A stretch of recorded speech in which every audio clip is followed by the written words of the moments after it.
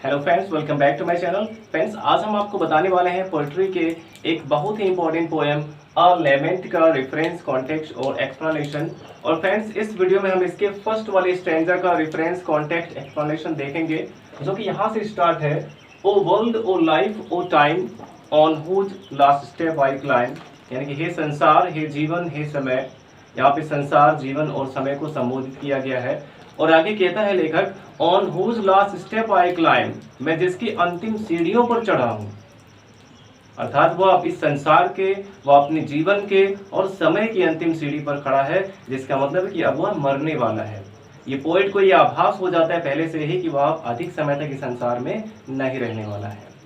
और इसके आगे कहता है कि ट्रेमलिंग एट दैट, और इस बात पर कांप जाता हूं, where I had stood before, कि मैं पहले कहां था।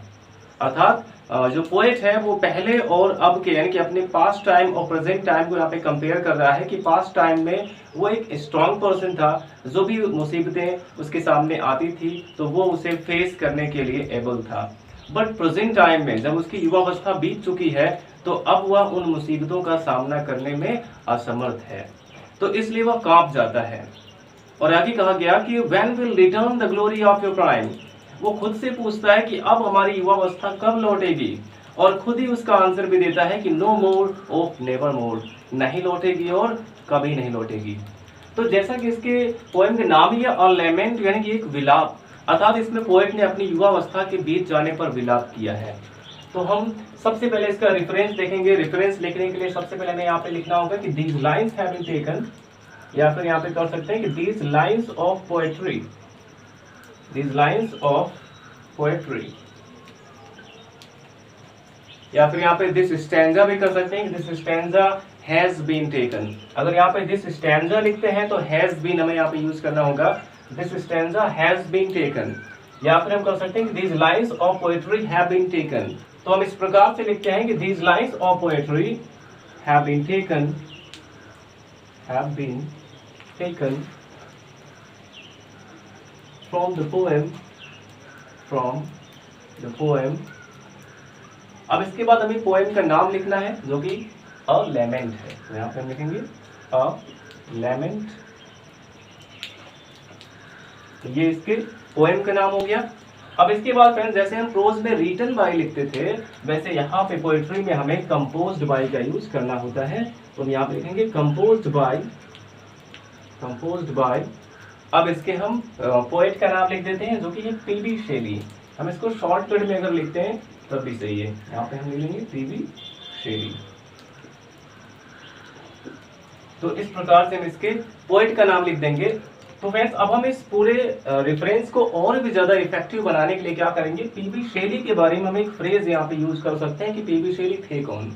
तो पीबी शेली एक ग्रेट रोमांटिक पोएट थे। तो हम यहाँ पे लिख सकते हैं कॉमा लगा के, a great romantic poet. PB Shelley a great romantic poet, क्योंकि एक रोमांटिक पोएट थे तो हम यहाँ पे इतना लिख सकते हैं, अ ग्रेट रोमांटिक पोएट। ये फ्रेज किसके लिए लिखा गया है, पीबी शेली के लिए। तो इस प्रकार से हम एक अच्छा सा रेफरेंस लिख सकते हैं कि these lines of poetry have been taken from the poem a lament composed by PB Shelley, a great romantic poet. तो फ्रेंड्स, अब हम देख लेते हैं किस प्रकार से हम इसका कॉन्टेक्स्ट लिख सकते हैं। इसके लिए हम इसका पहले जो स्टैंजा दिया गया उसे अच्छे से पढ़ेंगे, और हमने आपको पहले ही इसका हिंदी एक्सप्लेनेशन भी बता दिया कि इसमें पोएट क्या कहना चाहता है। पोएट की युवावस्था बीत चुकी है और इसलिए वह अपनी युवावस्था के बीत जाने पर विलाप करता है। उसे यह भी फील होता है कि वह अधिक समय तक संसार में नहीं रहने वाला है और इसलिए वह बहुत ही ज्यादा दुखी है। अब उसे संसार में खुशी ही नहीं नजर आती है।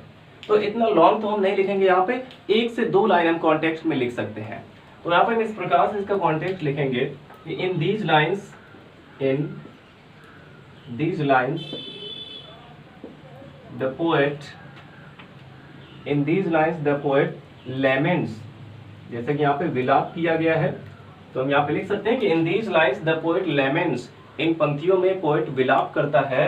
अब किस बात पर विलाप करता है, over his lost youth, over his lost youth. तो in these lines the poet laments over his lost youth, यानी कि इन पंक्तियों में लेखक अपने खोए हुए युवावस्था, यानी कि जो युवावस्था बीत चुकी है उस पर विलाप करता है। तो इस प्रकार से हम इसको केवल एक ही लाइन में यहाँ पे एक छोटा सा और इफेक्टिव कॉन्टेक्स्ट यहाँ पे लिख सकते हैं। आई होप आपको समझ में आया होगा। अब आप चाहें तो इसका स्क्रीनशॉट ले सकते हैं और इसके बाद हम इसका एक्सप्लेनेशन देखते हैं। तो फ्रेंड्स अब हम देख लेते हैं इसका एक्सप्लेनेशन। तो हम इसको यहाँ से स्टार्ट कर सकते हैं कि द पोएट इज सॉरोफुल, यानी कि लेखक बहुत ही ज्यादा दुखी है। द पोएट इज सॉरोफुल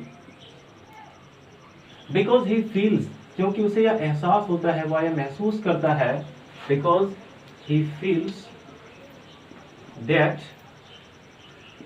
तो फ्रेंड्स इसके आगे हम लिख सकते हैं कि वह यह महसूस करता है कि वह अपने जीवन की अंतिम सीढ़ी पर खड़ा है। तो that he is standing, feels that he is standing, कि वह खड़ा है, is standing on the last step, on the last step of his life, क्योंकि वह यह महसूस करता है कि वह अपने जीवन की अंतिम सीढ़ी पर खड़ा है, अर्थात उसे यह आभास हो जाता है कि वह मरने वाला है। तो ये चीज हम यहाँ पे लिख सकते हैं कि he had a premonition, he had a premonition, अर्थात उसे यह पूर्वाभास हो जाता है। प्रीमोनिशन का मतलब क्या होता है? पूर्वाभास, अर्थात पहले से आभास हो जाना। He had a premonition, उसे पहले से आभास हो गया था that he would not live, that he would not live in this world for long। उसे पहले से आभास हो गया था कि वह अधिक समय तक इस संसार में नहीं रहेगा। तो फ्रेंड्स इसके आगे की अगर बात करें तो कहा गया कि travelling at that where I had stood before, मैं इस बात पर कांप जाता हूं कि मैं पहले कहां था और अब कहां आ गया हूं।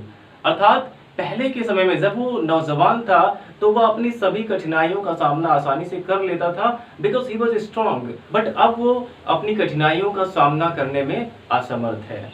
तो अगर इसमें देखा जाए तो इसमें पास्ट टाइम और प्रेजेंट टाइम को यहाँ पे कंपेयर किया गया है। तो हम ऐसा लिख सकते हैं कि the poet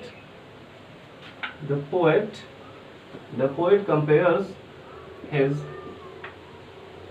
past time to the present time। The poet compares his past time to the present time, यानी कि जो पोएट है वो पास्ट टाइम का कंपैरिजन करता है अपने प्रेजेंट टाइम से। तो इसके आगे and he finds that, यहाँ पे लिख सकते हैं and he finds, और वह पाता है that he was able to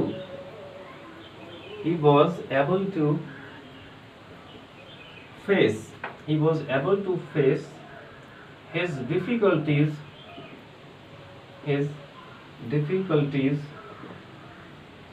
in his youth, यानी कि अपनी युवावस्था में।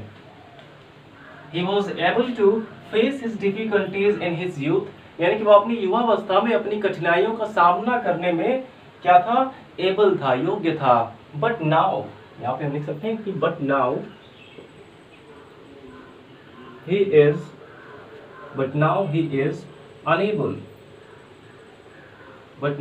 unable to do that, लेकिन अब वह ऐसा करने में असमर्थ था। आप चाहें तो इसका स्क्रीनशॉट ले सकते हैं और इसके बाद हम इसके आगे देखते हैं। तो फ्रेंड्स अब अगर इसके आगे की बात करें तो इसमें क्या बताया गया है? इसमें पोएट खुद से क्वेश्चन करता है कि when will return the glory of your prime, यानी कि अब हमारी युवावस्था के वो जॉयफुल डेज कब लौटेंगे? और फिर खुद ही वो उसका आंसर देता है कि नो मोर ओह नेवर मोर, यानी कि नहीं लौटेंगे और कभी नहीं लौटेंगे। तो फ्रेंड्स इसके लिए हम यहाँ पे लिख सकते हैं द पोएट आस्क्स हिमसेल्फ, यानी कि पोएट अपने आप से ही पूछता है। The poet asked himself, poet अपने आप से पूछता है if the joyful days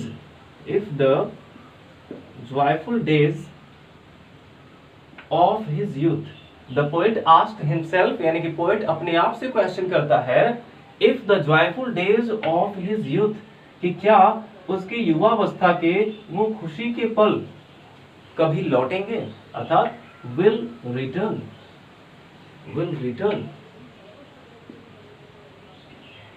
और फिर हम यहाँ पे लिख सकते हैं कि and then